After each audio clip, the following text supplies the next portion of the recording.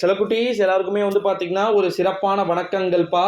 12th standard அக்கௌண்டன்சிக்கு நாளைக்கு public exam. 12th students எல்லாருமே prepare ஆகிட்டீங்களா? இல்லை ப்ரோ, நான் இப்போ வரைக்குமே ப்ரிப்பேர் ஆகலை ப்ரோ, பயமாக இருக்குது ப்ரோ, என்ன பண்ணுறதுனே தெரியல அப்படின்னு நீங்கள் நினச்சிங்க அப்படின்னா ஒன்றும் பிரச்சனை இல்லை. ஓகேங்களா? கீழே டிஸ்கிரிப்ஷனில் நம்முடைய டெலகிராம் குரூப் லிங்க் இருக்குது, நல்லா புரிஞ்சுக்கோங்க. கீழே டிஸ்கிரிப்ஷனில் நம்முடைய டெலகிராம் குரூப் லிங்க் இருக்குது. ஸோ மறக்காமல் ஜாயின் பண்ணிக்கோங்க. இதில் ப்ரோ என்ன ப்ரோ அப்டேட் வந்து அப்படி கொடுக்க போகிறீங்க அப்படின்னு வந்து கேட்டிங்கன்னா, 12th அக்கௌண்டன்சியை பொறுத்த வரைக்கும் வந்து பார்த்தீங்கன்னா பப்ளிக் எக்ஸாம் ஈஸியான மெத்தடில் வந்து இருக்குமா இருக்காதா அப்படின்றது தான் பார்க்க போகிறோம். 90க்கு 90 மார்க் அசால்ட்டாக எடுக்கலாமான்னு கேட்டிங்கன்னா எடுத்துடலாம், அதெல்லாம் பிரச்சனை இல்லை. டைமிங் மேனேஜ்மெண்ட் சுத்தமாக பத்தாது. 12th அக்கௌண்டன்சிக்கு வந்து டைமிங் வந்து அப்படின்றது பத்துமா அப்படின்றது ஒரு மிகப்பெரிய சந்தேகமாக இருக்கக்கூடிய ஒரு சூழ்நிலையிலே 2 மார்க்கில் தொடங்கி ஃபர்ஸ்ட் 1 மார்க் வந்து பார்த்தீங்கன்னா சொல்லிடுறேன். 1 மார்க்கே உங்களுக்கு மோஸ்ட்லி ஈஸியாக தான் கேட்பாங்க.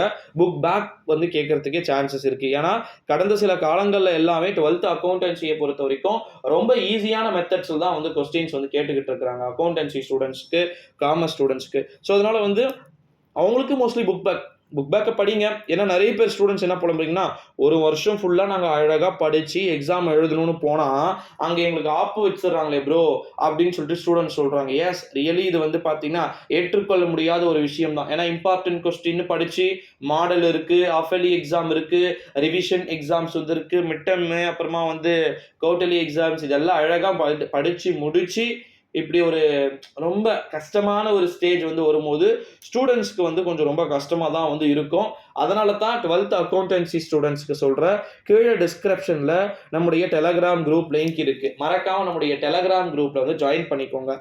ஏன்னா அதில் இல்லாத எதுவுமே இல்லை. 12th அக்கௌண்டன்சியை பொறுத்த வரைக்கும் 1 மார்க்கில் தொடங்கி 2 மார்க்கில் தொடங்கி 3 மார்க் உட்பட அதில் வந்து எல்லாமே அழகாக நீட்டாக ப்ரிப்பேர் பண்ணி நம்முடைய ஸ்டூடெண்ட்ஸ்க்காக வந்து பார்த்திங்கன்னா எல்லாமே அழகாக வந்து கொடுத்துருக்குறோம். ஸோ மறக்காமல் நம்முடைய சேனலுக்கு ஒரே ஒரு சப்ஸ்கிரைபை கொடுத்துட்டு வந்து பாருங்கள். 2 மார்க்கு, 3 மார்க்கு, 1 மார்க்கு இது மூணுத்தையும் சேர்த்து ஃபஸ்ட்டு 1 மணி நேரத்தில் முடிக்க பாருங்கள். ஃபஸ்ட்டு 1 மணி நேரத்தில் முடிக்க பார்க்கணும். இல்லை அப்படின்னா ஒரு 1.25 மணி நேரத்துலையாவது முடிக்க பார்க்கணும். 1 மார்க்கு 10 மினிட்ஸில் எழுதுகிற பாருங்க முடிஞ்ச அளவுக்கு. 12th அக்கௌண்டன்சி ஸ்டூடெண்ட்ஸ் ப்ரோ 20 1 மார்க்கை எழுதிடலாம்ப்பா, ஒன்றுமே இல்லை. அசால்ட்டாக ABC அப்படின்னு சொல்லிட்டு எழுதிட்டு அதோடைய ஆன்சர் 10 நிமிஷத்தில் எழுதி முடிச்சிடலாம். அடுத்தது 2 மார்க்கை ஒரு 1/2 hour வச்சுக்கோங்க. 2 மார்க்கு அண்டு நம்முடைய 3 மார்க்கை சேர்த்து 1 ஹவரில் முடிச்சிடணும். 1 ஹவரில் முடிச்சுட்டு 1 மார்க்குக்கு ஒரு 15 நிமிஷம் வச்சு 1.25 மணி நேரம் முடிஞ்சிடும். இன்னும் 1 hour 45 minutes எக்ஸ்ட்ரா இருக்குது. ஓகேங்களா? அந்த 1 hour 45 minutesல நீங்கள் ஃபுல் அண்ட் ஃபுல் எழுத போகிறது எதுவாக இருக்க போகுது அப்படின்னா டோட்டலாக வந்து நீங்கள் டீட்டெயிலுக்கு வந்து கான்சன்ட்ரேஷன் பண்ணணும் அப்படின்னு வந்து சொல்லலாம். ஏன்னா 12th அக்கௌண்டன்சியை பொறுத்த வரைக்கும் டீட்டெயில்ஸ் ஒரு டீட்டெயில்ஸுமே நீங்கள் 10 to 15 minutes வந்து நீங்கள் எழுதுகிற மாதிரி இருக்கணும். அப்போ தான் வந்து உங்களுக்கு ஒரு நல்ல ஸ்கோர் வந்து பார்த்தீங்கன்னா கிடைக்கிறதுக்கு சான்சஸ் வந்து இருக்கும். ஸோ அதனால் வந்து என்னை பொறுத்த வரைக்கும் நீங்கள் 12th அக்கௌண்டன்சியை பொறுத்த வரைக்கும் ரொம்ப ஈஸியான முறையில் வந்து நீங்கள் எக்ஸாம்ஸ் வந்து எழுதலாம். பிரச்சனையே வந்து கிடையாது. நாளைக்கு கெமிஸ்ட்ரி ஸ்டூடெண்ட்ஸ்க்கும் எக்ஸாம் இருக்குது. அதனால் வந்து 12th அக்கௌண்டன்சியை பொறுத்த வரைக்கும் நீங்கள் பெருசாக வந்து ஃபீல் பண்ண வேண்டிய அவசியம் வந்து கிடையாது. ரொம்ப ஈஸியாக தான் வந்து வரும். ஸோ 12th ஸ்டூடெண்ட்ஸ் உங்களுக்கு ஏகப்பட்டதில் வந்து பார்த்தீங்கன்னா சிக்கல்கள் இருக்குது. 12th அக்கௌண்டன்சி முடிச்சிட்டிங்கன்னா நெக்ஸ்ட்டு காமர்ஸ் இருக்குது, ஹிஸ்ட்ரி இருக்குது. அதுக்கான இம்பார்ட்டன்ட் கொஸ்டின்ஸ்லாம் கூட நம்ம சேனலில் வந்து நான் அப்டேட் பண்ணுறேன். ஸோ சிம்பிளிஃபையாக சொல்லணும் அப்படின்னா ரொம்ப ஈஸியாக வரும்ப்பா. ஓகேங்களா? அவ்வளோதான் நான் சொல்ல முடியும். ரொம்ப ஈஸியான மெத்தட்ஸில் கொஸ்டின்ஸ் வந்து இடம்பெறுவதற்கு வாய்ப்புகள் வந்து இருக்குது அப்படின்னு வந்து சொல்லலாம். அதனால் வந்து நீங்கள் பெருசாக யாருமே வந்து பயம் கொள்ள வேண்டிய அவசியம் வந்து கிடையாது.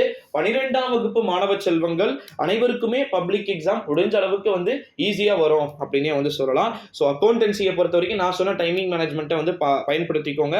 டீட்டெயில்ஸ் எல்லாமே எப்படி எழுதணும் அப்படின்னா 1 பேஜ் இருக்குது அப்படின்னா ஃப்ரண்ட்டில் வந்து ஒரு 10-12 லைன்ஸ் எழுத முடியும்.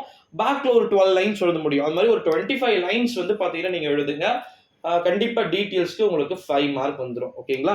ஸோ கீ பாயிண்ட்ஸ் வச்சு தான் ஆன்சர் வந்து டிக் பண்ண போகிறாங்கன்றதுனால கீ பாயிண்ட்ஸ் வச்சு நீங்கள் ஆன்சர்ஸ் வந்து எழுதலாம். ஓகேங்களா? ஸோ அதனால் வந்து அது உங்களுக்கு பெருசாக பிரச்சனை இருக்காது அப்படின்னு வந்து நான் நினைக்கிறேன். ஸோ அதனால் வந்து நல்லபடியாக எழுதுங்க. 12th அக்கௌண்டன்சி ஸ்டூடெண்ட்ஸ்க்கு நாளைக்கு வாழ்த்துக்களை சொல்லிக்க இங்கே ஆசைப்படுறேன் சில குட்டீஸ். தேங்க்யூ.